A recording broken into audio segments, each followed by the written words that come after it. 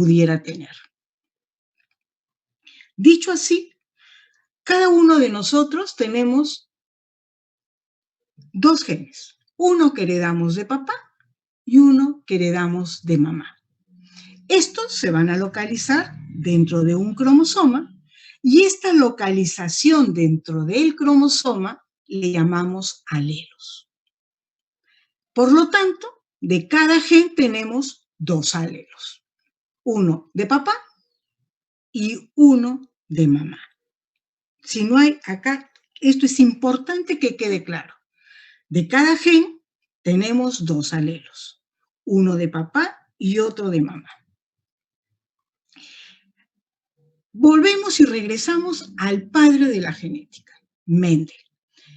Él fue el primero en captar esta naturaleza dual de los organismos. Es decir, esta no congruencia entre lo que era el genotipo y el fenotipo. Bien, un poco vamos a aclarar qué es entonces el genotipo y el fenotipo, que Mendel dijo que no había una relación directa. ¿Qué es el genotipo? Genotipo procede del griego genos. Ya nos está diciendo genes. Es el linaje, es la estirpe. ¿Y está dado por quién? Por los genes. Entonces, el gen es el factor hereditario que va a controlar el carácter, un carácter. El gen es toda una información que nos dice que se va a producir una determinada proteína. No siempre, como vamos a ver cuando vean ustedes genética, no siempre un gen va a terminar en una proteína, pero por lo general un gen va a producir una determinada proteína que ejerce una determinada función. Entonces, nuestro genotipo es el conjunto de estos genes que vamos a heredar de nuestros padres. Dicho así, el genotipo es nuestra constitución genética, es nuestro genoma. Y nuevamente vuelvo a aclarar la importancia que tiene, que es heredado de nuestros padres. Por lo tanto, tenemos un gen de mamá y un gen de papá. Y así, ¿cómo vamos a representar a nuestros genes? Estos genes se heredan de varias formas. Unos dominantes, otros recesivos. ¿Y cómo lo vamos a representar? Los alelos dominantes los representamos con una A mayúscula. A, B, pero es letra mayúscula. Los alelos recesivos los representamos con una letra minúscula. Entonces, tenemos que de cada gen tenemos dos, por lo tanto, de cada gen podemos heredar dos alelos dominantes y se van a expresar como AA en letras mayúsculas. Podemos heredar de papá y de mamá dos genes recesivos y se expresarán en letras minúsculas. Pero también podemos heredar lo que nosotros llamamos heterocigotos. Acá, cuando es iguales, llamamos homocigotos, sea homocigotos dominantes o sea homocigotos recesivos, pero son, al ser iguales, le damos el nombre de homocigotos. Estos que son diferentes los llamamos heterocigotos. Y en este caso los expresamos, el dominante como mayúscula y el recesivo con minúscula, que nos está hablando de una heterocigosidad. Al decir heterocigoto decimos son diferentes los alelos. Y entonces, ¿qué es el fenotipo? El fenotipo viene nuevamente de la palabra feno. Es lo que es evidente, es la característica que nosotros damos a conocer, lo que se nos ve. Entonces, ¿el fenotipo qué es? Es el conjunto de rasgos o caracteres hereditarios que se van a manifestar externamente. Dicho en otra forma, vean ustedes, es su apariencia. La forma de ojos, el color de piel, la forma de cabello. Eso es su fenotipo. Y acá, ¿qué es importante? Se va a modificar con el ambiente. Vean ustedes que aquellos que viven en climas tropicales, su piel es un poco más oscura, que lo hace para defender justamente al individuo de las radiaciones solares. Por otro lado, la piel, por ejemplo, de los países nórdicos es mucho más clara porque ellos no están expuestos a altas radiaciones como lo están las personas que habitan en climas tropicales. Entonces, vean ustedes cómo el ambiente va a modificar nuestro fenotipo. Entonces, en forma sencilla, ¿qué diremos? Genotipo es nuestra genoma, lo que llevamos dentro, es nuestra información genética para desarrollar unas determinadas estructuras y hacernos unas personas. Y el fenotipo es lo que nosotros manifestamos. ¿Cómo es que se representa este genotipo o este fenotipo? La mejor forma de representarlo es mediante un heredograma.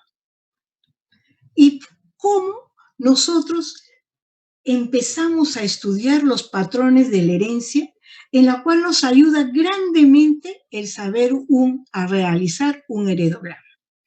Primero, nos va rápidamente localizar el modelo de herencia que tiene esta determinada familia y que este gen cómo se va heredando.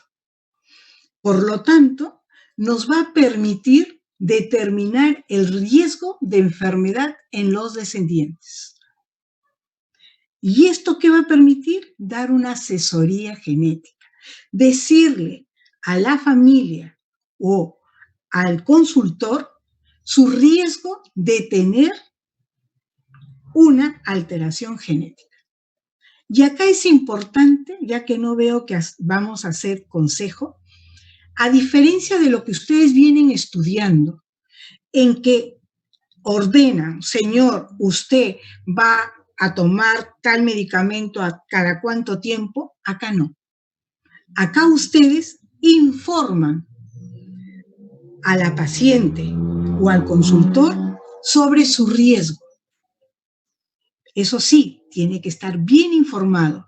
El consejo, ustedes le dicen todo lo que hasta ese momento se conoce de la enfermedad. Y aquí cambia. Es el paciente el que decide sobre su descendencia. ¿Qué quiere decir con esto? Que pueda tener la señora 5 hijos afectados. Nuestra razón nos dice, oye, ya no puedes tener otro más. Pero si ella quiere, es su decisión. Pero es una decisión bien informada. Esto es importante porque la genética cambia de lo que nosotros venimos actuando en el trabajo de medicina. Dicho así, entonces, ¿qué es el heredograma? Vean aquí, no es otra cosa que una descripción gráfica del fenotipo. Y se ve la relación que hay por lo menos de 3 generaciones. Abuelos, padres, nietos, mínimo. Y esto es una herramienta, la más económica, no nos cuesta. El costo efectivo, mínimo. Incluso nos puede facilitar el hacer estudios genéticos muy costosos. El estudio de genes no es barato. Muchos, la gran mayoría, no se hacen en el país. Entonces, hay que enviar fuera. ¿Cómo es que se simboliza? A los varones los vamos a simbolizar con un cuadradito y a las mujeres con un círculo. La unión entre un hombre o una mujer, cualquier unión, se señala con una línea horizontal y su descendencia en una línea vertical. La generación, toda esa generación de esa descendencia se ubica con una línea horizontal. Vean ustedes aquí, nos está diciendo que esta pareja ha tenido 4 niños, 2 varones, una mujercita, y este es un aborto. Aquí, ¿qué tenemos? Acá tenemos un varón que ha tenido un primer matrimonio y con estas 2 líneas interrumpidas, paralelas, nos está diciendo que este matrimonio se disolvió. Ya no es su pareja actual. El señor se ha vuelto a casar y tiene un segundo compromiso con esta señora. Con esta señora, con su primer compromiso, ha tenido una mujercita. Aparte, la señora en otro compromiso tuvo un aborto. Este señor también en un tercer compromiso ha tenido una mujercita. Y de este compromiso actual tiene un hijo varón, y esta señora se encuentra embarazada y se marca un embarazo con un triángulo. El embarazo es con un triángulo porque no sabemos qué es, si es un embarazo varón o mujer. Entonces lo catalogamos simplemente con una P. Esta señora, además, ha tenido ya otro embarazo en un segundo compromiso que ha sido un varoncito.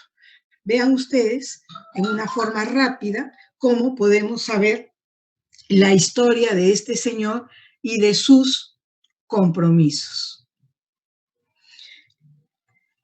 Cuando hay una unión consanguínea, lo vamos a ubicar con 2 líneas horizontales.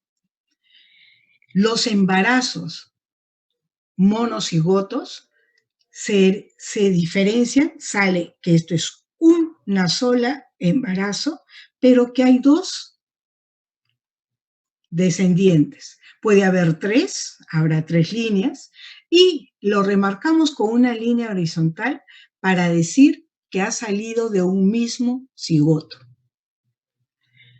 Aquí nos está diciendo que son dicigotos. Si bien es un solo embarazo, estos no han salido de un mismo cigoto, sino por el contrario son dicigotos. Y cuando sabemos que viene un embarazo múltiple, pero no sabemos si es mono o dicigoto, lo señalamos con una interrogación. En muchas ocasiones se ha donado espermatozoides. En ese caso, se marca y se coloca que esto me indica de que esta señora no recibió los espermatozoides de este señor si ha sido donante. Otras veces, a veces el donante es un familiar, que no es lo adecuado, pero se colocaría qué grado de familiaridad es en el caso de esta señora.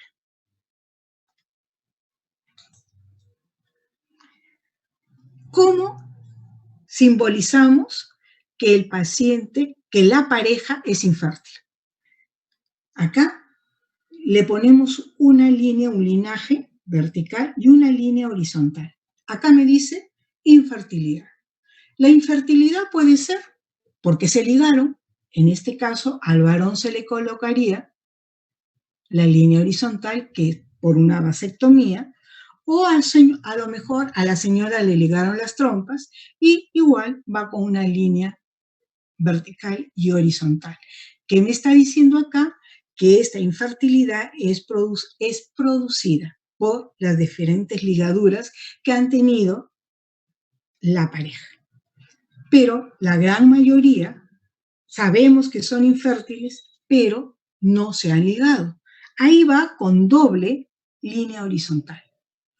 Si después de estudiar sabemos que la infertilidad es debida al varón por una azoospermia, aquí se tendría que colocar la causa, es en el varón donde lleva las dos líneas horizontales, o si es en la mujer por una endometriosis, en este caso, es la que llevaría las dos líneas horizontales. ¿Qué pasa cuando el niño es adoptado? Cuando el niño es adoptado, se coloca dos corchetes. Si el niño es adoptado dentro de alguien de la familia, se colocarán los corchetes hacia adentro. Aquí nos está diciendo que este hijo es adoptado de un hijo de su hermana, de la mamá. Pero la gran mayoría, el hijo es adoptado de alguien no relacionado con la familia. En este caso, se pondrían los corchetes hacia afuera. ¿Cómo señalamos la cantidad de hijos? Por ejemplo, aquí nos dice que acá el Señor tuvo 5 varones, que acá tuvo 5 mujeres, y cuando no conozco si es varón o mujer, se coloca con este signo que lleva el número 5, que no me determina si es hombre o mujer. Si no sé cuántos varones tuvo, ni cuántas mujeres tuvo, pero sé que tuvo varones, pondré una N, sé que tuvo mujeres, pero no las sé cuántas, pondré una N, o sé que tuvo varones y mujeres, pero no sé cuántos, lo colocaré con una N. N nos habla de desconocido, no conozco. Los familiares que han fallecido se colocan con una línea diagonal que atraviesa el símbolo, bien sea el cuadrado o bien sea el círculo. Vean ustedes acá, nos está diciendo que este señor falleció a los 35 años de edad, o que esta señora o señor, esta mujer murió a los 4 meses de edad, o aquí que fue un aborto a las 34 semanas, que está representado igual que acá. Los abortos se colocarán SB y se pondrán, si es que se conoce, las semanas en que se perdieron. Vean ustedes aquí, en el símbolo oscuro se colocará al paciente afectado. En este caso nos dice que este varón es afectado o una mujer, y si desconozco, porque muchas veces dicen, mi mamá me dijo de que alguien en su familia era tal, pero no sé si fue hombre o mujer, pondré el símbolo que ya vemos en oscuro. Doctora, una consulta. ¿Cómo Dígame. diferenciamos los triángulos que mencionó al inicio con como aborto con los abortos ahora de fallecidos? O sea, ¿es lo mismo? Claro, claro, claro. Pero ¿No le mira, puedo aquí, representar no, como espera, triángulo? espera. Es que el triángulo, espérate. Aquí, ¿no es cierto? Acá estoy hablando de sexo. Aquí, este es un aborto perfecto a las 38 semanas que ha fallecido. Perdón, esto no es un aborto, es un recién nacido que ha fallecido a las 28 semanas.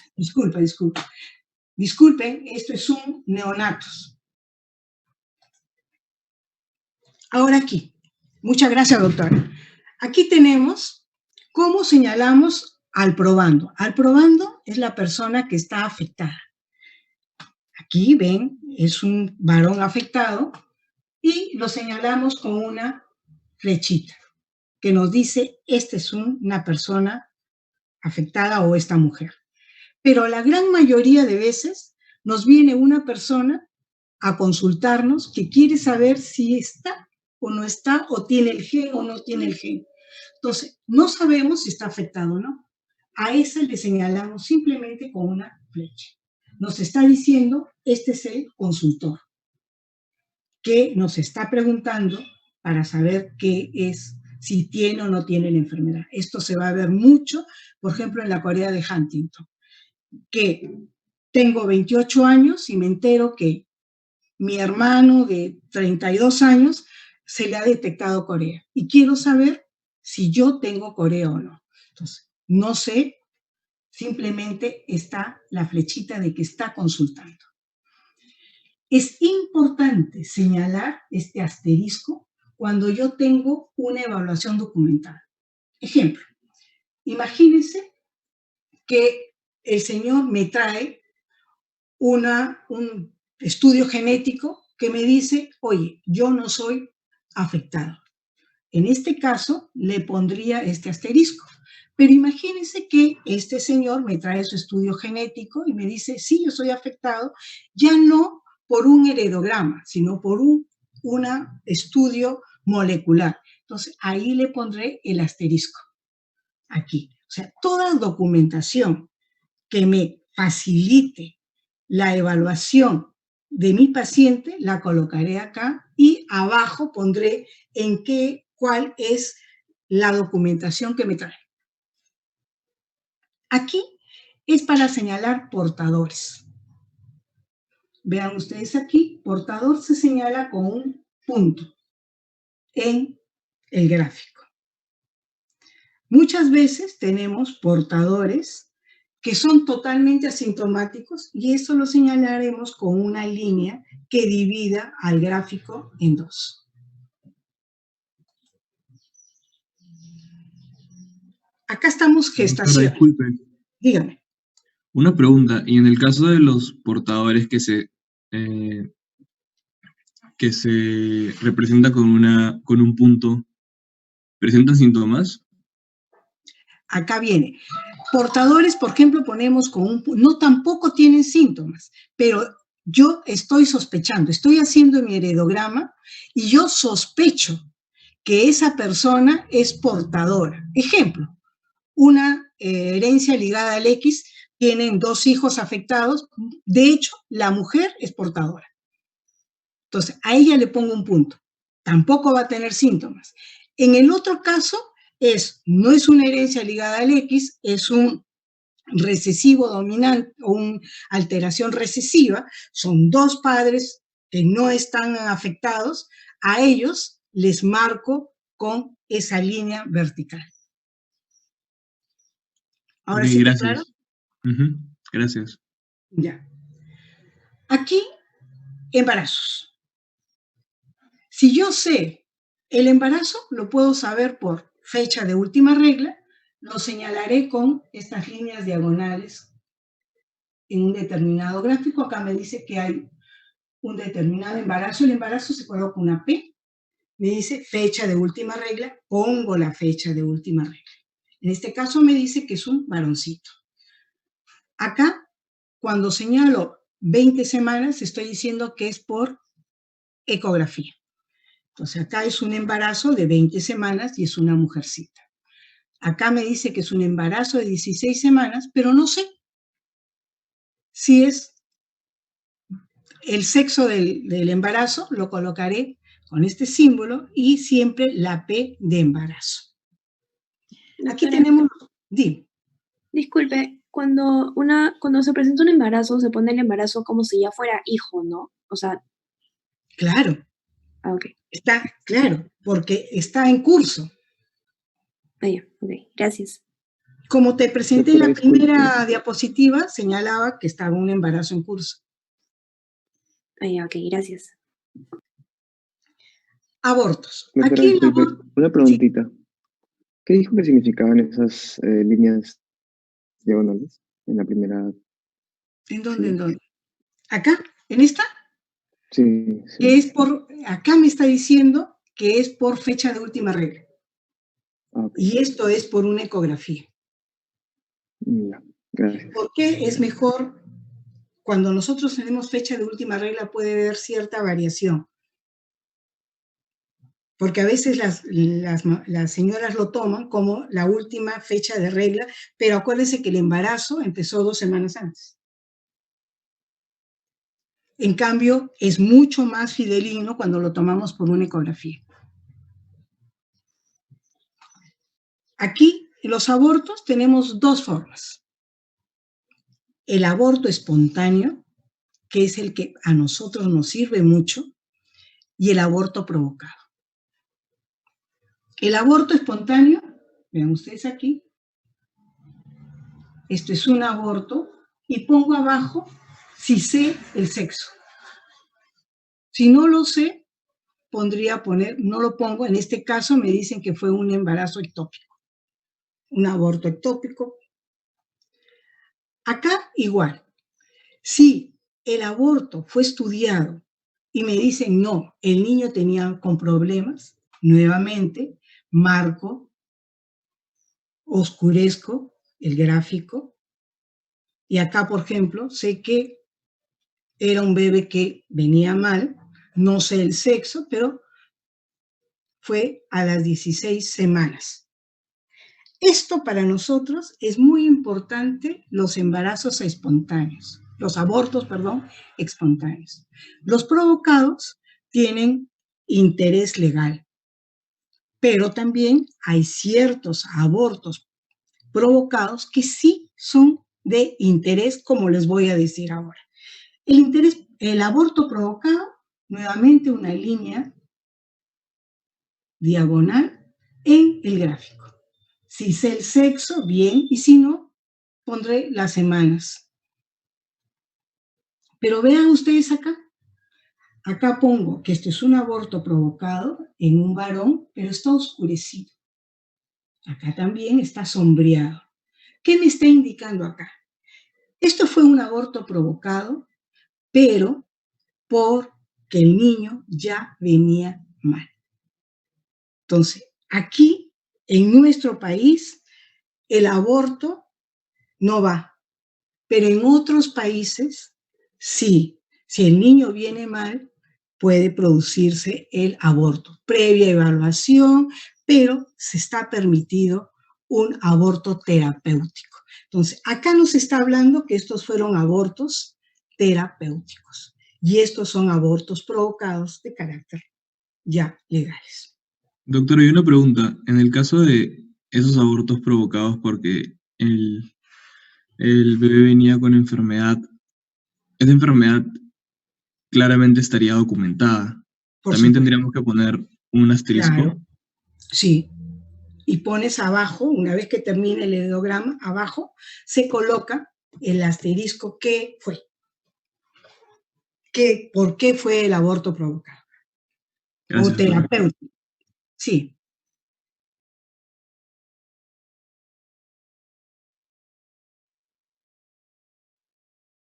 generalmente, muchas veces se pueden hacer la eco y no se visualiza bien el sexo. Entonces, si no sabes, si no está bien determinado el sexo, es mejor no ponerlo. Profesora, una pregunta. Sí, le escucho. Cuando, digamos, cuando se hacen estos heredogramas y no se tiene la certeza de que, digamos, el hijo es del padre, o siempre cada vez que se hace estos heredogramas se tiene la certeza de que el hijo es como que del matrimonio.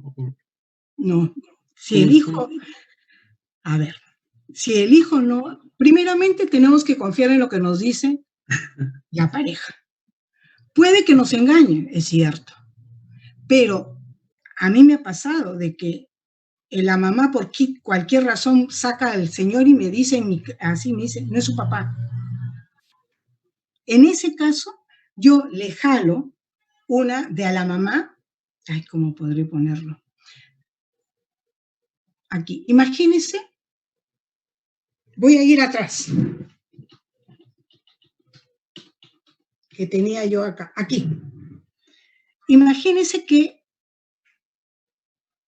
acá, esta señora, vamos a poner, aquí, esta señora tiene, este hijo no es de ella, no es del papá. Entonces, le jalo una línea horizontal, le pongo otro y aquí colocaría el niño. Si es que lo sé, pero la gran mayoría de veces no lo voy a saber porque si vienen juntos la pareja, la mujer lo va a negar.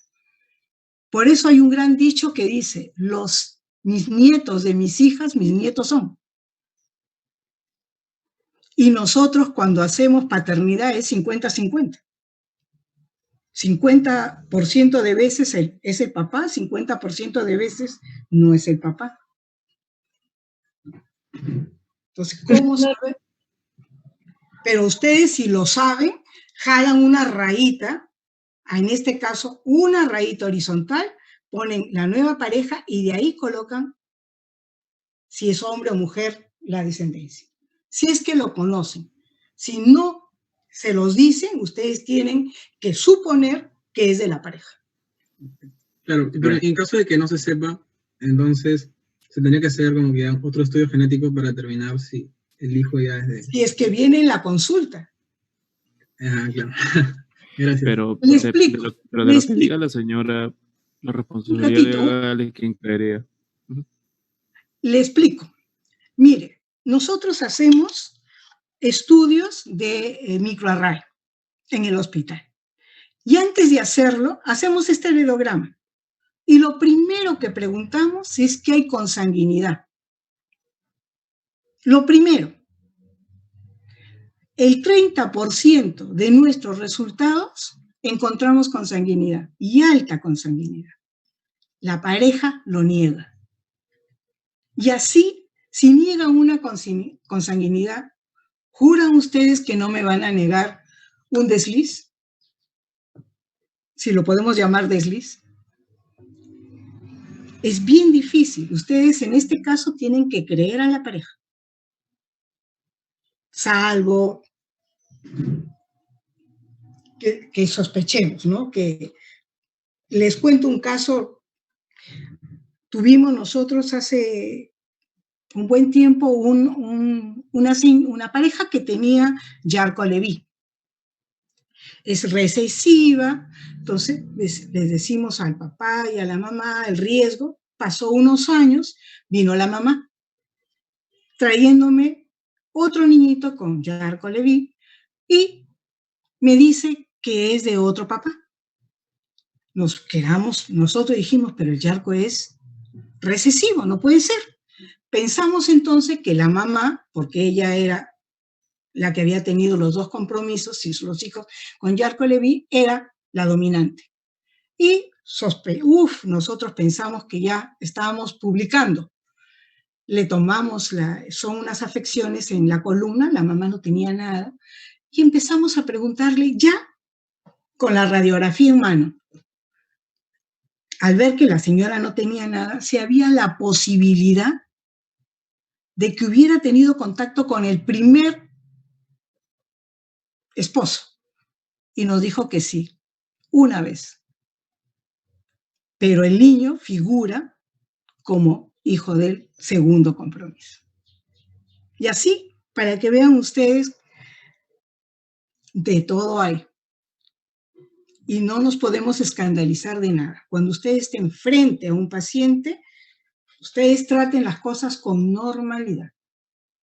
Es más, para ustedes les conviene crear confianza y que la pareja le puedan decir todo. La gente tiende a ocultar cualquier problema en la familia. Vean ustedes acá una imagen. Profesora, una consulta. Sí, dígame. ¿Qué significa homocigoto con dos líneas horizontales? Homocigoto con... Acá. ¿O escuché mal? No he hablado de homocigoto. Dos líneas horizontales indica un matrimonio consanguíneo. No, cuando había como que un triángulo en líneas. Antes. Ahí, sí. Monocigoto, perdón. Esto, que es monocigoto. Y esto es embarazo consanguíneo. Entonces vamos escuché a ver? mal, porque le entendí que había monocigoto con 2 líneas horizontales. ¿O no? No. ¿O no? Ah, ya está bien. Doctora, una Gracias. pregunta. Dígame. En la diapositiva donde tiene a los adoptados, ¿cuál es la diferencia de los adoptados entre la primera y la tercera?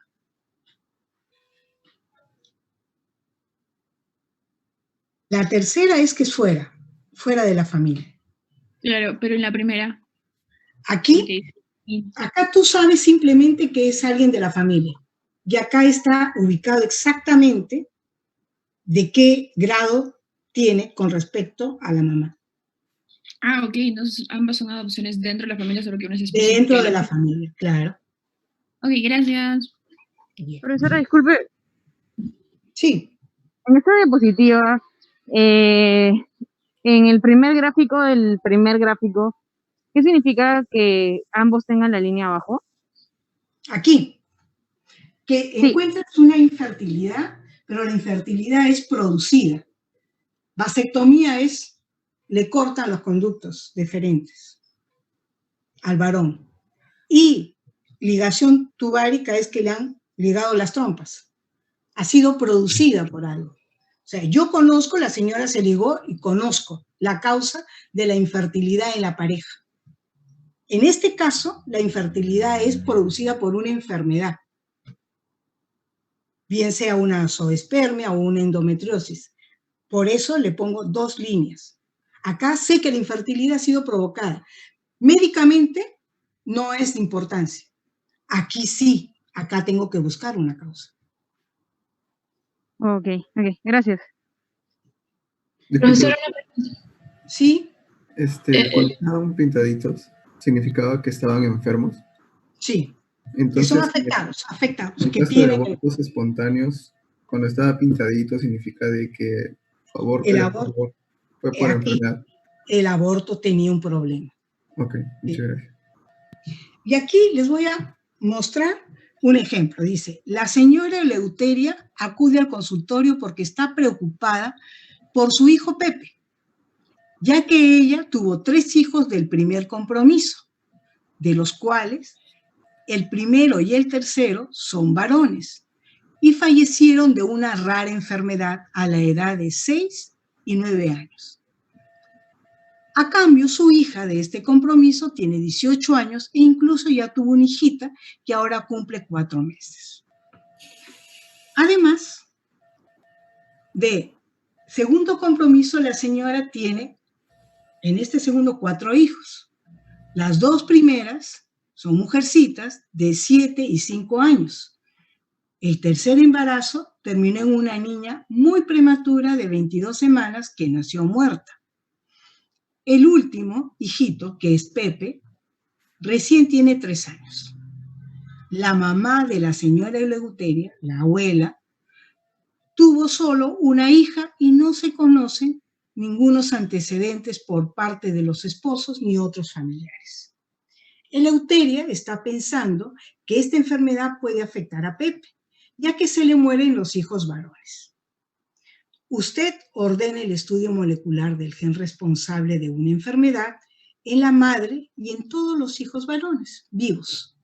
El resultado fue positivo para la mutación en la segunda hija del segundo compromiso, el cuarto hijo del segundo compromiso, en la mamá Eleuteria y en la mamá Eleuteria.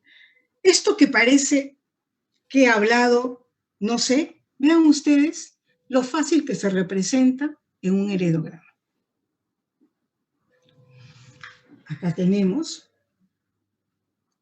Eleuteria, su primer compromiso, ha tenido tres embarazos, 3 hijos, 2 varones afectados, una mujer que ha tenido una hijita de 4 meses.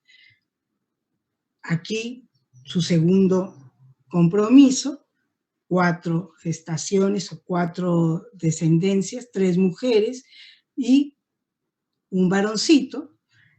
Le colocamos letras oscuras porque estos han fallecido, muy probablemente de la misma enfermedad que han localizado en este niño y han detectado de portadora a esta señora y ella de hecho es portadora, ¿no? No hay mucho que pensar aquí. Pero también le hicieron el estudio molecular y detectaron que ella era portadora. Ven, ustedes en rápido pueden darse una idea de su heredograma, su descendencia de la señora Eleuteria. Por eso... Una pregunta. Si en esa figura, como en la anterior, ponemos una línea vertical a la señora Eleuteria, ¿qué significaría? Línea vertical acá, Ajá, otra, ajá, que ajá. tuvo otro compromiso y ponemos acá, ¿qué fue? Pero Fue no se hombre o sabe del mujer. compromiso. Claro. Si pudieras, ella no me dice, tengo un segundo, otro compromiso, hago otra línea en esta dirección y acá pongo el varón y aquí saco, le coloco lo que es, hombre o mujer. Doctora, una pregunta. Sí. Si la enfermedad solamente afecta a los varones, ¿por qué una de las hijas mujeres saldría positiva para la prueba? Porque ha salido en la prueba que es portadora. Aquí, ya, ok. si yo no tuviera la prueba, solamente podría poner a ella que es portadora. O sea, son portadoras, pero no padecen de la enfermedad. Claro. A ella sí le puedo poner el puntito, pero a ella pongo el puntito porque ha salido la prueba.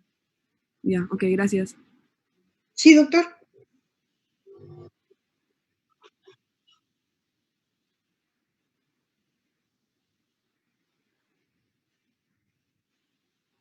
Podría ponerle, pero que no se le... Porque la pareja es esta pareja la que estaba preocupada por su descendencia. Nosotros, cuando sospechamos una alteración hereditaria ligada al X, sí pedimos a todas las hijas mujeres. Pero en este caso, porque el estudio fue en la pareja, en esta pareja, es que se ha hecho solamente esta hija. No, se hizo a todas las hijas, solamente que ella salió a la portadora.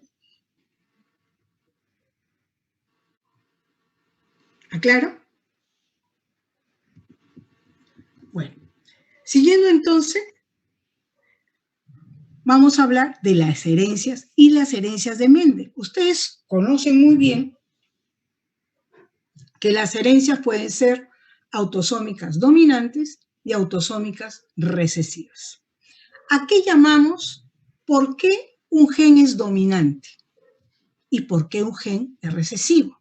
Yo sé que ustedes me van a decir, un gen dominante es porque se expresa, pero la pregunta es, ¿por qué se expresa un gen dominante?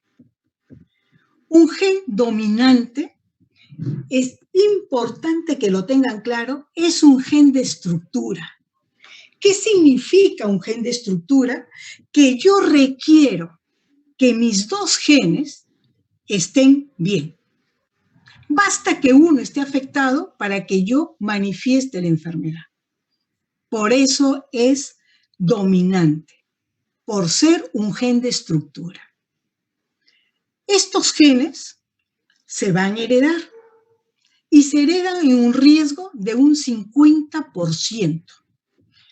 Acá es importante determinar que yo ya tengo un niño afectado, entonces mi otro hijo también va a estar afectado o va a estar sano. No. Cada vez que se une el óvulo con el espermatozoide, empieza el cara o sello. O sea, los genes no tienen memoria. Ellos no saben que el primer hijo tuvo tal. No. Es en el momento que se une óvulo con espermatozoide, viene el jueguito. Entonces, 50% cada vez que hay un embarazo y se mezclan estos genes. Van a aparecer en ambos sexos. Y vean ustedes, la transmisión es vertical. ¿Qué quiere decir? Papá, mamá, nieto. A veces, la gran mayoría de veces, podemos tener que el papá es el afectado y ubicamos claramente la herencia de tipo vertical. Si la persona no está afectada, probablemente no tiene la alteración y por lo tanto no va a transmitir a su descendencia. Aquí tiene, esto es un papá afectado, heterocigoto, vean ustedes acá, tiene el 50% de tener hijos afectados y el 50% de tener hijos normales. No interesa el sexo y vean ustedes es de tipo vertical. ¿Qué me interesa que sepan? Que es una alteración de estructura. Si nos vamos al cuadrito de Punnett, nuevamente, 50% de tener hijos afectados, 50% de tener hijos normales, sin problemas. Ejemplos. Doctora, disculpe. Dígame. Cuando hablas de transmisión vertical, ¿a qué se refiere? No me quedó claro. Abuelos, padres, nietos. Se transmite así, en línea recta. Ok, y en el caso de transmisión horizontal, ¿cómo sería? Ahorita te voy a explicar. Ah, ok, gracias. Es otro tipo de herencia. Gracias. Ejemplos tenemos la condroplasia, la neurofibromatosis, que es la neurofibrina, vean ustedes los neurofibromas, los nódulos de Hirsch, las pequitas, el síndrome de Marfan, niños altos, vean ustedes las proporciones tan diferentes, pectum excavatum, normalmente los brazos llegan a esta altura, de ella llega casi a la altura de las rodillas. Lo pongo acá porque son de alta penetrancia, como vamos a ver acá. Puede modificar, sí, hay ciertas modificaciones a esta ley dominante. Uno de ellos es la penetrancia. Y la penetrancia, vean ustedes lo que digo, porcentaje de individuos que expresan el determinado rasgo fenotípico teniendo el mismo genotipo. ¿Qué quiere decir? Que teniendo la misma mutación, unos van a expresar la enfermedad y otros no. Y se habla por eso de penetrancia de un gen. ¿Qué quiere decir eso? Que se ha estudiado en un grupo poblacional, en un determinado grupo de individuos, no es en una persona. Así, por ejemplo, la condroplasia tiene una penetrancia de un 100%. ¿Qué significa? Que todos aquellos que reciben la mutación del receptor del factor de crecimiento de fibroblastos 3 se van a ver acondroplásicos. El Marfan tiene un 90% de penetrancia. ¿Qué significa eso? Que 10% de personas que tienen el gen mutado de la fibrilina no van a verse como un síndrome de Marfan. A eso le llamamos penetrancia. Y es un porcentaje. Nosotros vamos a hablar, este gen tiene tanta penetrancia. Y es muy importante cuando nosotros hacemos un asesoramiento. El segundo manifestación es la pleiotropía. Un gen no nos va a producir solo una alteración en un determinado órgano. Pueden producir alteraciones en diferentes órganos, dependiendo la acción que tenga este gen. Por ejemplo, la esclerosis tuberosa nos va a producir neurofibromas, esto parece un acné, pero son neurofibromas. Va a producir que tengamos rhabdomiomas cardíacos muy frecuentes. Va a producir que tengan convulsiones difíciles de manejar. Puede haber retardo mental en estos pacientes. Puede haber estos fibromas unguiales característicos. ¿Qué quiere decir? Vean ustedes, tiene diferentes manifestaciones en diferentes órganos. A eso le llamamos pleiotropía. Expresión variable. Acá dice, manifestación variable de un rasgo en diferentes personas con el mismo trastorno. Me explico mejor. Todas aquellas personas que tienen neurofibromatosis, unas van a expresar solo manchitas, otras tendrán manchitas y los nódulos de Hirsch. Otros tendrán manchitas, nódulos de Hirsch y los neurofibromas. Entonces, aquí vemos que es muy variado Incluso dentro de una misma familia voy a tener que el abuelo tuvo manchitas y el hijo también manchitas y el nieto colorido. El niño tiene neurofibromas, puede tener incluso tipos de tumores, como vamos a ver, porque está en la ruta de las rasopatías. Entonces, es muy variado. Otra alteración es la codominancia. Y esto se ve claramente en los grupos sanguíneos.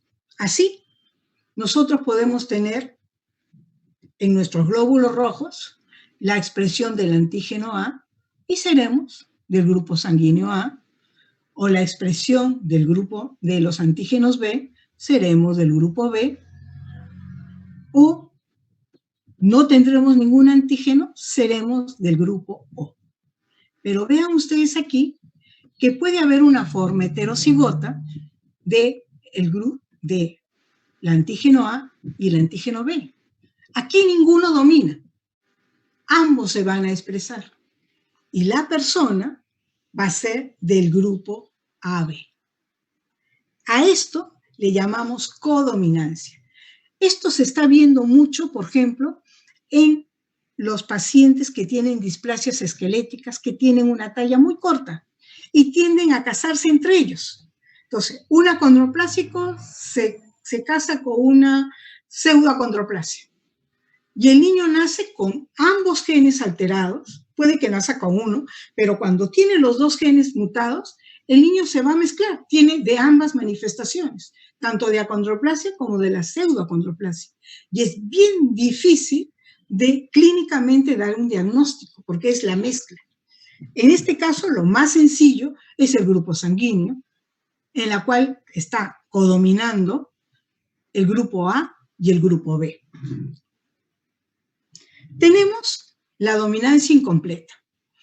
Aquí, su propio nombre dice, es una condición en que ningún alelo domina al otro. Aquí, en el otro, nadie dominaba, codominaba.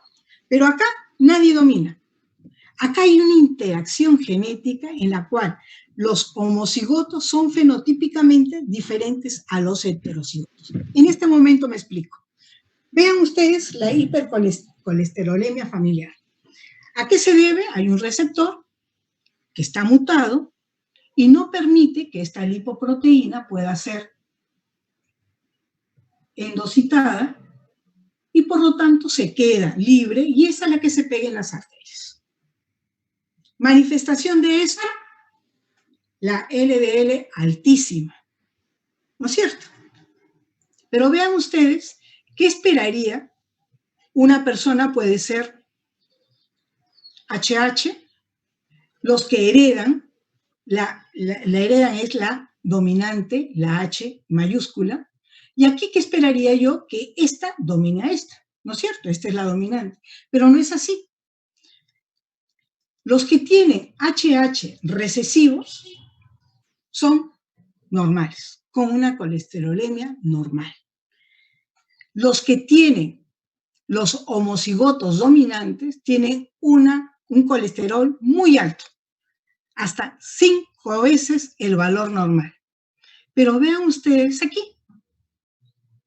Yo esperaría que este paciente tenga 5 veces el valor normal porque este domina, pero no es así. Esta persona tiene solamente el doble porque es heterocigoto. A eso le llamamos dominancia incompleta. No domina totalmente. ¿Se aclaró? Porque a veces no entienden esta parte. Entonces, vamos ahora a las alteraciones recesivas. Aquí en las alteraciones recesivas, ¿qué comanda? La consanguinidad. ¿Qué tenemos que saber? Que todos, ustedes, yo, 1 o 2 de nuestros genes son recesivos. Pero como somos portadores, no lo vamos a manifestar. Miren ustedes en las dominantes, nadie hablaba de portador, porque el que lo tiene lo va a expresar por ser un gen de estructura. Acá no. Aquí ya empezamos a hablar de portador. Yo puedo ser normal, pero tener en mi genotipo un gen alterado. Riesgo que tengo de transmitir a mi descendencia? 25%.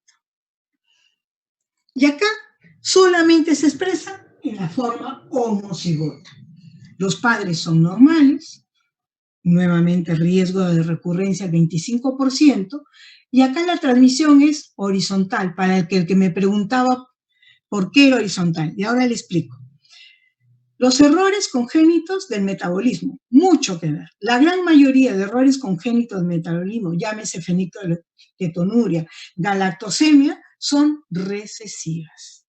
Van a afectar también a ambos sexos y alto en los matrimonios consanguíneos. A veces no detectamos consanguinidad, pero acuérdense que ustedes que en esas poblaciones que son muy pequeñas, que de 100, 200, 500 habitantes, la posibilidad de que se concentren los genes recesivos es muy alta.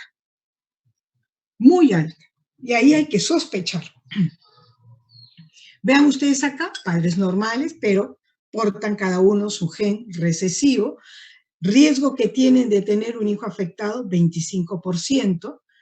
Acá tienen 50% de tener hijos portadores y un niño que no tendrá, que no hereda el gen anormal. Nuevamente, cada vez que se une el óvulo de esta señora con el espermatozoide de este señor, empieza este azar. O lo que yo les digo a los pacientes, ponga usted en una bolsita 4 pelotitas blancas y una roja. Y cada vez que se une el óvulo con el espermatozoide, les digo, saquen ustedes una pelotita. Es un azar. Acuérdense, los genes no tienen memoria. Nuevamente nos vamos al cuadrado de Punnett y 25% de riesgo, 50% de tener hijos heterocigotos, o sea, portadores, y uno normal. Ejemplo, la mucopolisacaridosis, acá les muestro el síndrome de Harley, y les pongo por qué. Porque ustedes tienen una idea de que una alteración génica no hay nada que hacer. Pues no, están errados. Ahora ya hay tratamiento. Esta es una enfermedad que es importante detectarla precozmente, antes que tenga estas deformaciones, porque existe un tratamiento enzimático que es muy bueno para estos pacientes. Y aquí pongo yo para quitarles la idea de que esto que en mi familia nunca hubo nada, mentira. Vean ustedes acá, es un papá portador, ni sabe que tiene, sano, se casan, tiene 3 hijos, 2 portadores, 1 sano, se casan, tienen 3 hijos, 2 portadores, ellos 2 hijos, y vean ustedes acá, estos hijos se casan, acá con doble línea de consanguinidad, y empezó el problema. Y vean ustedes, en una línea horizontal es que se va a manifestar estas afecciones. Por eso digo, a diferencia de la dominante que viene así, estas son de tipo horizontal. Tenemos otro tipo de herencias. La herencia ligada al sexo, y ahí tenemos la ligada al X y la ligada al Y. Otras herencias influidas por el sexo o limitadas al sexo, la heterogeneidad génica y la epistasia. Vamos a ver una por una. Herencias ligadas al sexo. ¿Qué tenemos que tener claro? Que las mujeres tenemos 2X y los varones tienen un X y un Y. ¿Claro? Sigamos avanzando entonces. ¿Qué información tiene el X? El X tiene mucha información, sobre todo para genes que tienen que ver con las ramificaciones neuronales. ¿Y qué tiene la información en el Y? La información que tiene el Y es sobre todo para la determinación sexual masculina. Entonces, ¿qué tenemos? Tenemos un gen X importantísimo.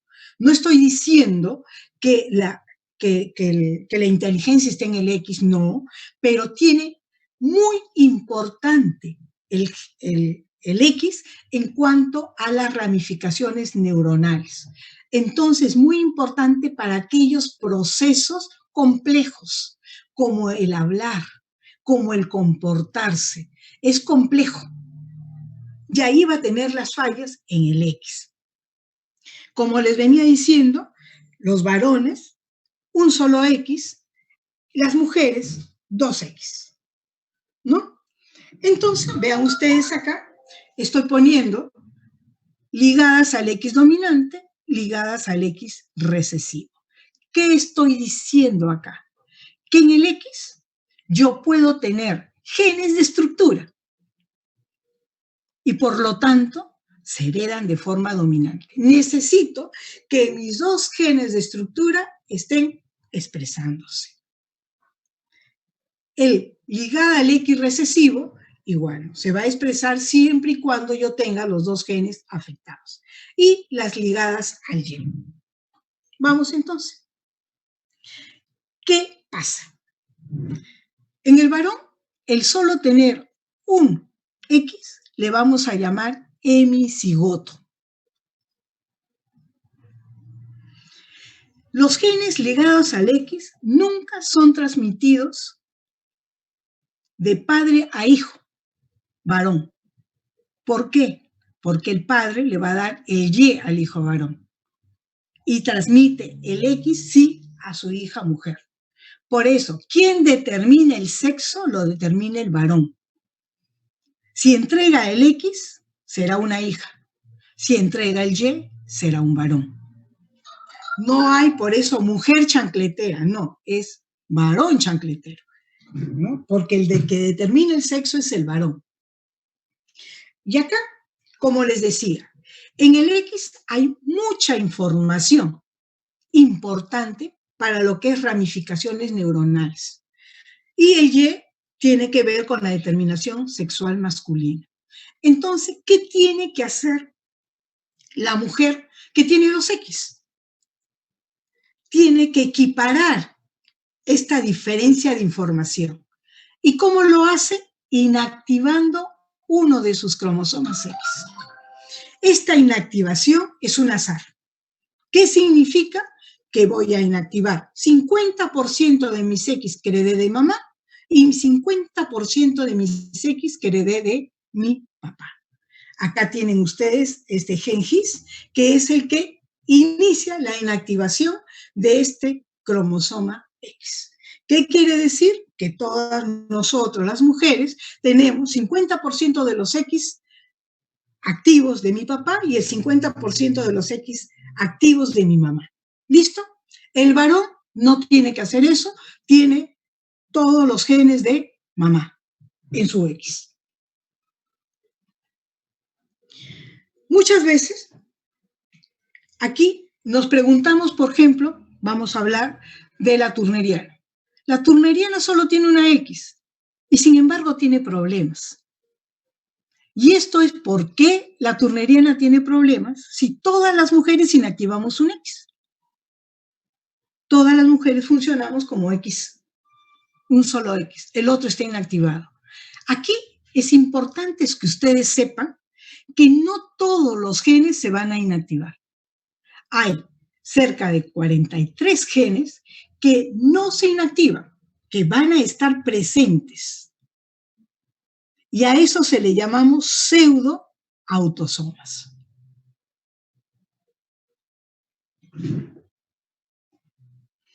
Y acá, ¿qué pasa si uno de nuestros genes... Profesora. Sí, dígame. ¿Podría volver a explicar los pseudoautosomas, por favor? Pseudoautosomas son los genes del X que no se inactivan, que van a permanecer activos en la mujer y en el varón, de hecho. El varón no inactiva. En la mujer inactiva uno del X, pero esta inactivación no es total. Hay 43 genes que van a escapar de esta inactivación y que tienen que permanecer activos. A eso se les llama pseudoautosomas. O sea, siempre es parte de este 50%, por ejemplo, de la mamá o del papá. Ya, no interesa. Sea del papá o de la mamá.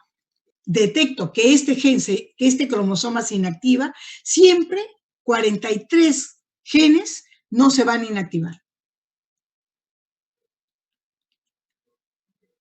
¿Claro? ¿Qué quiere decir yo? Que tengo mi cromosoma, uno de mis cromosomas X totalmente activo, más 43 genes. Y Del otro, profesora, ¿esos 43 genes siempre son los mismos o son aleatorios? siempre son los dependiendo de la mismos. Son los mismos. Ya, ok. Son aquí, le voy a explicar la importancia que tienen estos 43 genes, porque son los dominantes. Aquí, vean ustedes la importancia que tiene de ser mujer. Como inactivamos uno de nuestros cromosomas, yo les he dicho, se inactiva al azar, 50-50. Pero si yo tengo un gen mutado, voy a tender a inactivar ese cromosoma que tiene el gen mutado. Ya no va a ser 50-50, sino un 80% de inactivación de ese gen alterado y un 20% de inactivación del que está bien. Por eso es que la expresión, sobre todo en los dominantes, va a variar de acuerdo al porcentaje de inactivación que se tenga. Y esto es muy importante. El retardo mental es mucho más frecuente en varones que en mujeres, y es por esto. Porque nosotros tendemos a inactivar ese cromosoma X que está alterado. La mayoría, vean ustedes cuán importante es el X, que el 40% de los retardos mentales está ligado al X. Y acá les digo, importantísimo la inactivación que les acabo de mencionar. Les mencionaba que en un X puede haber genes recesivos y genes dominantes. Vean ustedes acá, para que una mujer esté afectada de un gen recesivo, tiene que tener los dos genes del X afectados. Esto es muy raro. Salvo, ¿en qué ocasión? En que sea una Turner. La Turner sí puede expresar genes recesivos ligados al X, porque solo tiene un X. Se comporta como un hemicigoto, igual que el varón, que expresa lo que le tocó. Aquí es bien conocido la hemofilia de los zares de Romanov en Rusia. Vean ustedes aquí, la mujer portadora, varones afectados, mujeres sanas, pero portadoras. ¿No? Es importante saber que un varón afectado, todas sus hijas van a ser portadoras. Y sus hijos sanos. Aquí. Este es un hombre afectado, todas sus, sano, esta hija es portadora, porque les va a entregar el X afectado. Profesor, Y acá, disculpe, ¿sí? ¿qué fue lo que dijo el Turner? ¿Del tono? Del Turner, del síndrome de Turner. Ah, el síndrome de Turner es una X, solo tiene una X. Se comporta como si fuera un hemicigoto varón. Por eso es que lo que le toca lo va a expresar. Doctora. Entonces, un Turner sí podemos tener una alteración recesiva ligada al X. Tengo una consulta. Sí. Y, por ejemplo, entre el cromosoma X y el cromosoma Y hay cierto intercambio en el crossing over. Sí. Quizás eso podría hacer que haya, digamos, genes ligados al X que hayan sido pasados al Y y que el padre puede heredarle eso al hijo. Sucede, pero son alteraciones. Sí, sucede. Incluso, dado eso, podemos tener mujeres XX varón y podemos tener XY mujer. Por el SRI. Por ese intercambio, sí. Sí sucede. Pero no es el caso en este momento. ¿No? Ya es patologías. Entonces, vean ustedes acá, se salta de un varón una generación. Vean ustedes acá, yo tengo un varón afectado, todas sus hijas, mujeres, son portadoras. Los hijos varones son sanos. ¿Qué pasa en una mujer portadora? El 50% de sus hijas serán portadoras y el 50% de los hijos varones son afectados. Ejemplo, la hemofilia, conocidos, Duchenne. Y acá es importante lo que les decía, cuando nosotros detectamos una afección ligada al X, tenemos que estudiar a todas las mujeres de esa línea, tanto a la mamá, a las hermanas de la mamá, a las hijas de las hermanas y a las hijas de esta señora. Se estudia a todas las mujeres, porque aquí sí es importante el asesoramiento para decirles a ellas su riesgo. Una cosa es que me nazca un niño, no sabía que tenía un problema y me nació un niño enfermo. Pero otra cosa es que sabiendo que tengo una alteración, yo me arriesgue y tenga un hijo afectado. Y ahí uno no tiene culpa de tener los genes que tenemos, pero sí hay cierta responsabilidad si conocemos que tenemos algún problema en nuestros genes. Profesora, Sí. ¿Por qué mencionó a las Turner cuando hablamos Por eso de les expliqué bien claro que en una alteración recesiva, las mujeres son portadoras. No tienen ninguna afección recesiva, salvo la turneriana, que tiene un solo gen. Entonces, si viene una señora normal, con talla normal, y yo sospecho que es una ligada al X recesivo, tengo que pensar en otra cosa, porque esa señora no puede tener. Pero si me viene una turneriana y me viene con una dificultad muscular que no puede caminar y al final es un Duchenne, sí puede ser, porque ella sí va a expresar las alteraciones recesivas ligadas al X, por tener un X. ¿La aclaré? ¿Doctor? Sí, profesora, gracias. Profesora, disculpe. Sí. Usted mencionó que hay varones que presentan XX, ¿o escuché mal? No, doctor. Fue por una pregunta de su compañero que me decía que, dada la crossing over, ¿podía haber cruces? Sí, le dije que sí podía ser, pero no es el motivo de esta clase. Y que por ese cruce podíamos tener varones XX y mujeres XY. Pero no me voy a detener. Es un cruce en la cual el SRY, que es el determinante sexual masculino, se va al X. Y entonces, esta señora hereda el X, pero al tener el determinante sexual masculino, va a expresar como varón. Pero, como dije, no es el caso de esta clase. Pero le expliqué a su compañero. Pero ¿este tipo de personas son infértiles o sí pueden heredar, o sí pueden tener hijos? De hecho, va a tener problemas. Y ¿Pero sí pueden tener hijos? Va a haber problemas. Justamente vienen como parte de lo que nosotros llamamos sexos ambiguos. Que por eso le digo, no es de esta clase.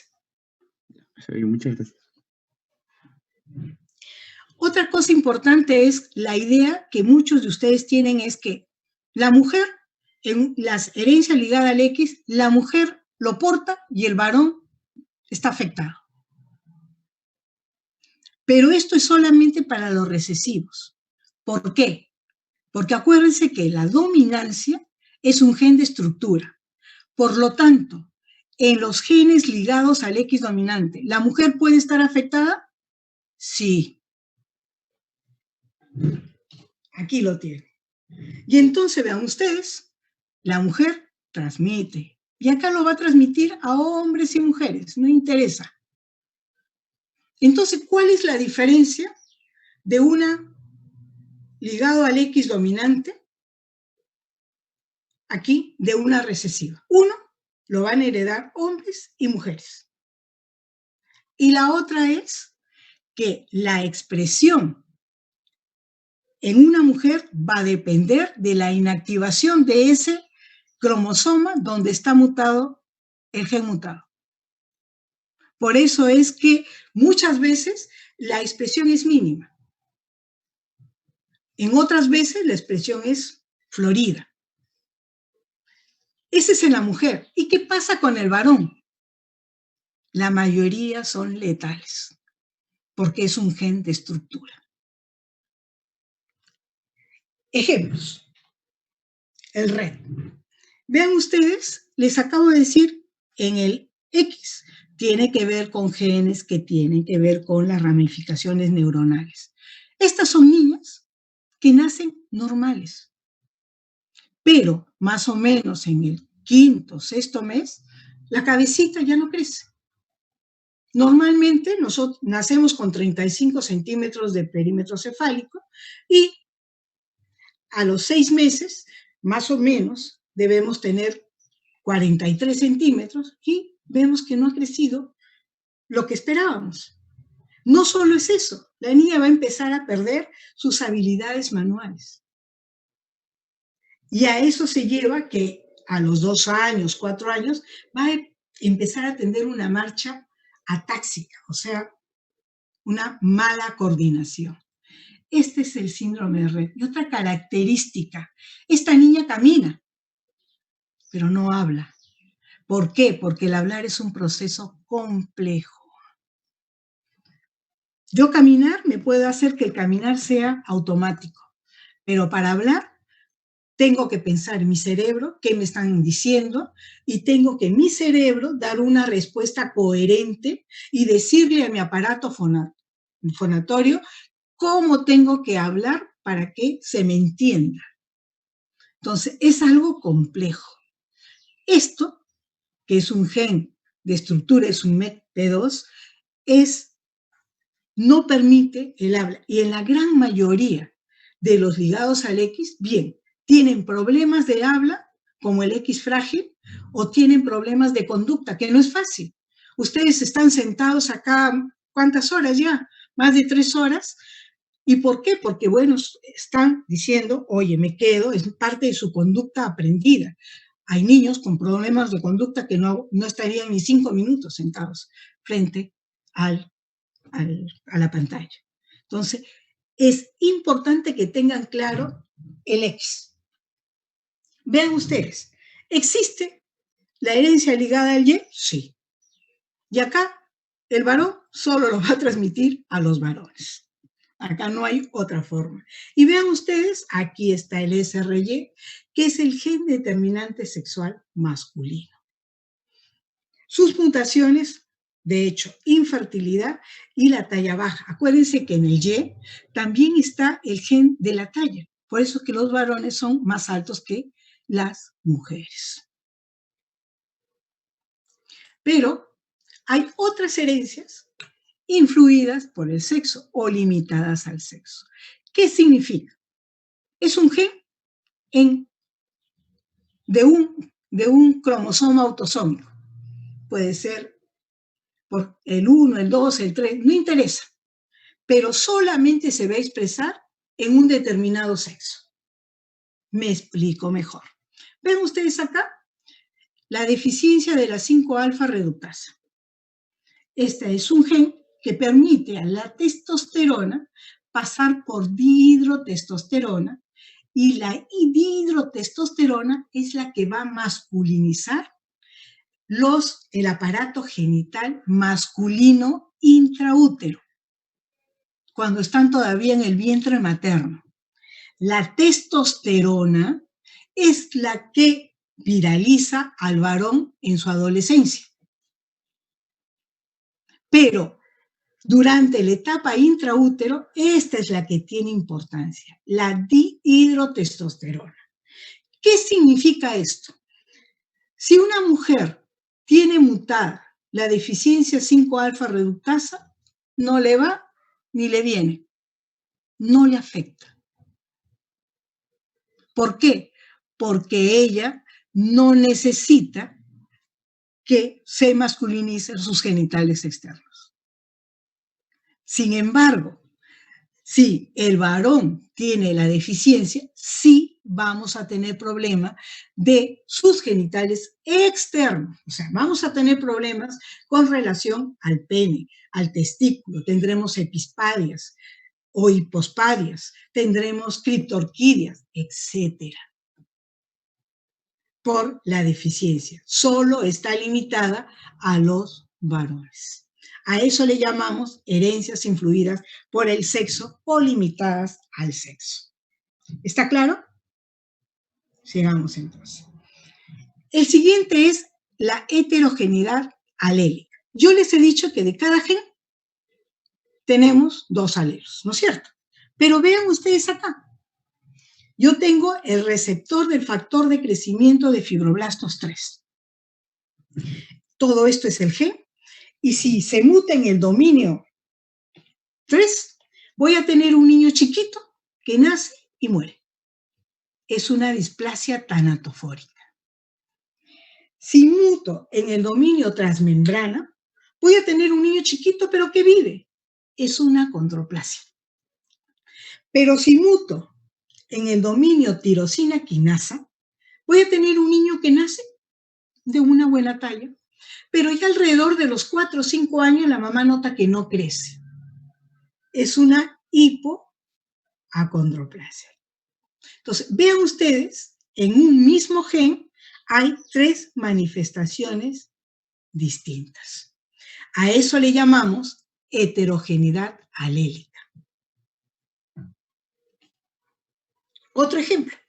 Vean ustedes, este es el colágeno. Colágeno 2A1. Esta tiene que ver mucho con todas las cosas transparentes. Por eso es que estas mutaciones van a llevar a tener cataratas o problemas en el oído. Vean ustedes acá, ¿qué pasa si las mutaciones son muy precoces? O sea, casi no se produce el gen. Aquí voy a tener, por ejemplo, la condrogénesis. Severa manifestaciones y generalmente letales. Un niño de talla muy corta o una hipocondrogénesis. Igual, vean ustedes, casi no se distinguen. La diferencia está en las radiografías. O puedo tener, vean ustedes aquí, la mutación es por la parte media del gen y tengo manifestaciones de talla corta con deformaciones, grandes deformaciones, pero vivo. No es letal como en las primeras. Y por último, si tengo, ya casi al final, tengo manifestaciones como el sticker, que será cara plana, puente nasal plano, tienen miopía, pero incluso la talla puede ser normal. Entonces, vean ustedes el mismo gen, cómo nos puede dar diferentes manifestaciones, incluso diferentes, vean ustedes, enfermedades. Eso es la heterogeneidad alélica. Pero, ¿qué es la heterogeneidad génica? Vean ustedes acá, diferentes genes, una misma manifestación. Y les traigo este ejemplo. Esto es todas las rasopatías. Todo aquello llega acá, influencia la división de una célula y por lo tanto, todos estos genes llevan a un riesgo de cáncer. Pero vean ustedes aquí, este es el síndrome de Noonan, que son niños de talla corta, que pueden tener estenosis pulmonar, pueden tener diástasis de rectos, pueden tener pectus carinatum o excavatum, olvídense. Pero vean ustedes aquí, el Noonan puede ser producido por el gen PTEN, el XOS1, el KRAS y el KRAF. Varios genes, una misma manifestación. Y aquí mismo tenemos otro ejemplo, el cardiofacio cutáneo, que puede ser producido por el KRAS, por el gen BRAC, por el MEC1 y el MEC2. Nos va a dar el cardiofacio cutáneo. Varios genes, una misma manifestación. La heterogeneidad alélica era un gen, diferentes manifestaciones. Acá tenemos varios genes, una misma manifestación. Esto es la heterogeneidad génica. Y nos vamos a lo que son los alelos múltiples. Aquí ya tuvimos la ocasión de verlo en relación al grupo sanguíneo. Normalmente tenemos dos alelos, uno recesivo, dominante o recesivo, o dos recesivos o dos dominantes. Pero vean ustedes aquí, podemos tener el antígeno A, seremos del grupo A, antígeno B, seremos del grupo B, o grupo AB, seremos del grupo AB, o si no tenemos ningún antígeno, del grupo 0. Son varios tipos de alelos. A esto le llamamos alelos múltiples. Doctor, una pregunta. Dígame. Sí, doctor, te escucho. Sí, en el caso de la heterogeneidad genética, ¿podría producirse, por ejemplo, si es que nos enfocamos en una vía metabólica o una vía de tracción de señales específica, que se mute cualquiera de las proteínas, tendría la misma manifestación, ¿correcto? Justamente yo te he dado la señal. Esta es la vía de las rasopatías. Ah, ok, gracias. Justamente por eso me gusta este ejemplo, esta imagen. Y aquí vean ustedes lo complicado que es. Aquí les pongo herencias digénicas dialélicas. ¿Qué sabemos? Lo que ustedes ven acá es una retinitis toda pigmentada. Sal y pimienta le llaman esto. Hasta hace unos 20 años decíamos, tiene usted una retinitis pigmentosa, esto es recesivo, su riesgo es el 25% de tener hijos afectados, buscábamos consanguinidad, muchas veces no lo encontramos. ¿Qué sabemos ahora? Que hay 75 genes que nos pueden dar retinitis pigmentosa. Y no siempre se van a expresar en forma recesiva. Diciendo que yo puedo tener uno de mis alelos de uno de los 75 genes alterados, más otro alelo de otro de los 75 genes alterados, y voy a tener retinitis pigmentosa. Por eso se le dice digénicas porque hay un gen y hay otro gen, y dialélicas porque hay un alelo y otro alelo. Entonces, vean ustedes lo complicado que se está haciendo ahora el asesoramiento. Para poder asesorar, tengo que hablar, hacer el estudio de estos 75 genes, que no es nada barato, ¿no? Pero, para complicarnos un poco más, vean ustedes aquí. Este es el síndrome de Bardet-Biedl, que son niños chiquitos, bajitos, con retraso, y tienen incluso, miren, el pene muy, muy corto, hipogonadismo, etc. Puede haber polidactilia, en este caso no se ve la polidactilia, puede haber polidactilia. Igual, hasta hace unos 20 años, eran recesivos para nosotros. Riesgo, 25%. Y también vean, tiene retinitis pigmentosa, pero un poco más severa. ¿Qué sabemos ahora? Hay 11 genes que producen el síndrome de Bardet-Biedl. Hubo un estudio que a alguien se le ocurrió estudiar a los hermanos y se encontró que habían hermanos que eran homocigotos y no tenían Bardet-Biedl. Entonces, estudiando ya todos los genes, se encontró que para tener Bardet-Biedl necesito que uno de los genes de estos 11 esté alterado, la mutación en homocigoto, y otro alelo mutado de estos 11. Por eso es que se le llama digénica, porque hay un gen y otro gen mutado, y trialélica porque hay 1, 2, 3 alelos mutados. Y, doctor, sí. ¿No podría suceder que los 3 alelos se den en 3 diferentes genes? ¿O eso no se ve, no se ha visto? No, tiene que ser uno de ellos homocigoto. Ya, y una pregunta más. ¿Esto aumentaría la probabilidad de transmisión o la disminuiría? Acá disminuye, porque yo puedo, aquí por ejemplo, entre estos papás se puede heredar, acá hay un 25%, pero acá no. Este es un heterocigoto. Ya, gracias. Tenemos lo que es la epistasia. Y esto tiene actualmente mucho que ver. Están en estudios. Cada vez se está en estudios porque, ¿qué significa?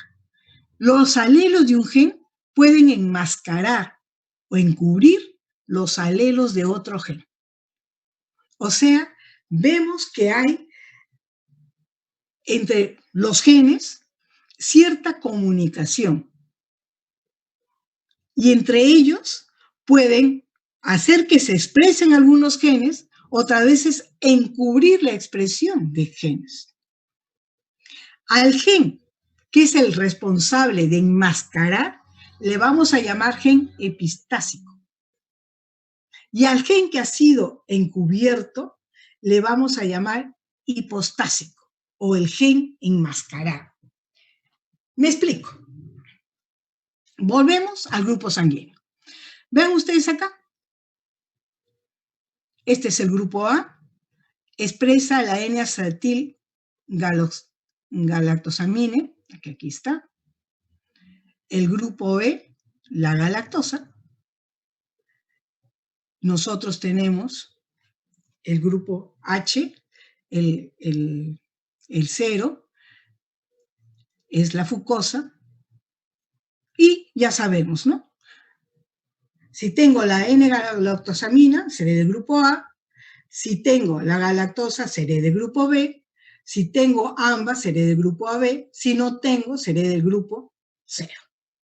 Listo. Perdón. Y ahora tenemos este grupo H. Vean ustedes acá. Este tiene la fucosa. ¿Qué pasa? Este es el dominante, el H dominante. ¿Qué pasa si yo adquiero el recesivo? El recesivo no tiene nada. No tiene ni fucosa acá. ¿Qué pasa si yo lo enfrento a cualquiera de estos antígenos, sea el A o sea el B? La forma recesiva HH va a encubrir la expresión de estos antígenos, tanto del A o del B. ¿Qué les estoy diciendo con esto? Que una persona del grupo A va a ser del grupo 0. Se va a expresar como si fuera 0. Una persona del grupo B también se va a expresar como si fuera del grupo 0. El grupo 0 no hay problema, 0 es 0. Pero aquí esto es un problema de tipo legal, le llamamos fenómeno de Bombay. ¿Por qué? Porque tranquilamente una señora del grupo A, el señor del grupo 0, nace el niño, yo puedo esperar que tenga del grupo A o del grupo 0, ¿no es cierto? Pero ¿qué pasa si una señora del grupo A se casa con un señor del grupo A o del B y nace el niño y es del grupo 0? ¿Ustedes qué dicen de frente? No es el papá.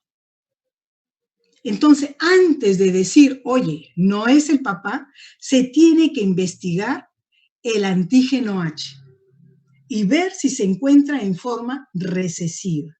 Si se encuentra en forma recesiva, este antígeno H ha encubierto a los antígenos A y B. Esto, vean ustedes cómo los genes se están combinando y nos están dando nuevos fenotipos. Acá no hay fenotipos dominantes ni recesivos, simplemente lo enmascaro y punto. ¿Está claro? Entonces, es importante cuando alguien les consulta, porque es frecuente, sobre todo para nosotros, los estudios de paternidad y empiezan con un grupo sanguíneo. Es lo primero que hacen. Ahora, acordarse que el más frecuente que nosotros tenemos es el grupo O, pero también tenemos una buena cantidad de grupo A. De grupo A sí, así que puede presentarse este fenómeno. Ligamiento. Lo que hablaba el doctor hace poquito de los crossing overs. ¿Qué significa ligamiento? Que son genes que están tan pegados que cuando se hace el crossing over siempre se van a ir juntos. Y entonces van a ser transmitidos mucho más frecuentemente juntos. Y acá les explico con este síndrome. El síndrome de... ¿Vean ustedes acá? El gen de la catalasa, el gen del tumor de Williams 1, el PAX6, el FSHB, juntos se heredan. ¿Y qué pasa cuando se pierde esta región? Vean ustedes, no estoy hablando de genes, sino de una región de este cromosoma. Le llamamos microdeleción. Pequeñito, pero es tan pequeño, pero así que así se lleva varios genes a la vez. Por eso le decía, una alteración cromosómica implica cientos de genes afectados. Una alteración génica es un gen, pero acá se pierde varios genes. Microdeleción.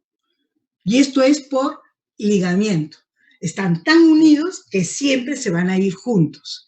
Vean ustedes cuando se pierde esta región, este señor, este niño va a tener tumor de Williams. El PAX6 tiene que ver con la formación del cristalino y del iris, tendrá aniridia. También por el tumor de Williams podemos tener alteraciones de efectos geniturinarios, retardo mental por la catalasa, y etcétera. Vean ustedes acá el hipospadia que tiene este niño, acá no se ve el iris y vean que es un niño dismórfico, ¿no? Y por último, el mosaicismo. ¿Qué es el mosaicismo? Acá, evento mutacional. Puede ser en un cromosoma o en un gen. ¿Cuándo ocurre esto? Todo el tiempo se está produciendo, puede producirse. Si se produce la mutación durante el desarrollo, mientras más temprano se produce la mutación, el niño va a estar más afectado. ¿En nosotros se producen mutaciones? Sí. Y ejemplo de ellos es el cáncer. El cáncer no es otra cosa que una mutación en nuestras células. Y se produce. Generalmente, a mayor edad, mayor de 50 años, el riesgo de mutaciones son mayores, ¿no? Pero, ¿se puede producir en cualquier momento? Sí. Entonces, acá les decía, ¿puede ser en las células somáticas? Claro que sí. Tenemos la neurofibromatosis, la hipomelanosis y el cáncer. ¿Puede producirse en las gónadas? Claro que sí. Y acá vamos a tener incluso un tipo de herencia gonadal, que es en la línea germinal. Vean ustedes, esta es la hipomelanosis de Hito. ¿Qué caracteriza a estas líneas de Blaschko? Acá.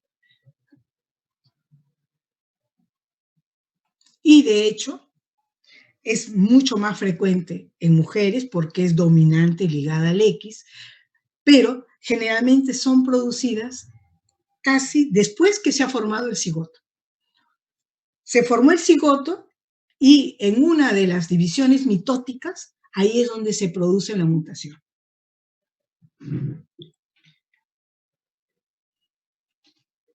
Y acá, el mosaicismo germinal. Normalmente, por ejemplo, cuando tenemos, aquí he puesto ejemplo la esclerosis tuberosa, que es un gen dominante. Tenemos acá un papá, tiene un hijo afectado, y sería decirles papá normal, mamá normal, decimos no están afectados, por lo tanto, la probabilidad que tener otro hijo afectado es muy raro. De repente nace un niño normal y el tercer hijo vuelve a salir con esclerosis tuberosa. Ya esto es muy, muy raro. Y me van a disculpar la expresión. ¿Quién se saca la lotería 2 veces con el mismo número? Difícil. Entonces, acá hay que pensar que algo hay.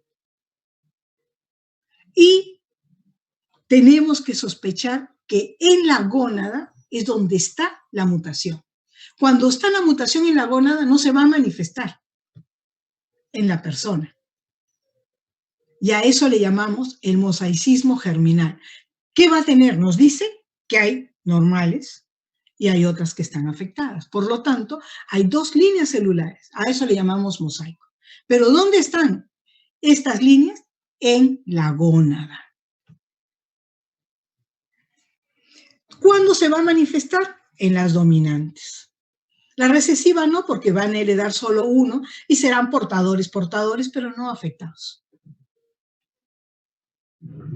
Y esto nos explica mucho las mutaciones también de novo, que en las dominantes son muy frecuentes.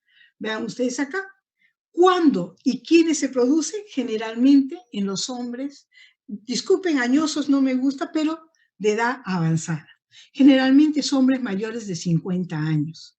Generalmente ustedes tienen la idea de que el hombre puede tener hijos a la edad que quiere, ¿no es cierto? Es más, se ha visto, por ejemplo, con los Costello, el síndrome de Costello, que el riesgo de mutar en el varón es 38 años de edad. Entonces, no hay que, yo puedo tener hijos a la edad que quiero. No. A mayor edad siempre va a haber mayor riesgo de tener hijos, hijos afectados. Aquí, la mutación en varones sobre los 50 años de edad. ¿Dónde se va a producir la mutación? En la mitosis. Acuérdense que primero los espermatozoides producen una división mitótica y luego hay un gen que le dice empieza la meiosis. Antes que empiece la meiosis, es ahí donde se va a producir estas mutaciones. Y a esto es que muchas veces le decimos mutaciones de novo. ¿Por qué? Porque no hay antecedente en la familia. No hay nada y apareció. Recordar que la gran mayoría de afecciones dominantes no vamos a tener familiares afectados. Son mutaciones en novo. Y aquí yo les pongo mi neuronita. Y mi neuronita lo pongo para una cosa clara. ¿Que tienen neuronas? Las tienen. ¿Que trabajan muy bien? Trabajan muy bien. Si no, no estaríamos conversando ahora. Lo único que les pedimos como profesores es que las usen, porque teniendo esa capacidad no la desperdicien. Cuando se les manda un trabajo, no es para que hagan el copy-pega, es para que hagan funcionar sus neuronas y las ramifiquen. Acuérdense que la herencia, la inteligencia tiene herencia poligénica. Ustedes heredan de sus genes de papá y de mamá. Pero ¿quién hace las ramificaciones? Ustedes. Así que, chicos, trabajen, estudien y hagan sus ramificaciones. Bueno, hasta aquí lo que quería hablarles. No sé si tienen alguna pregunta. Ha sido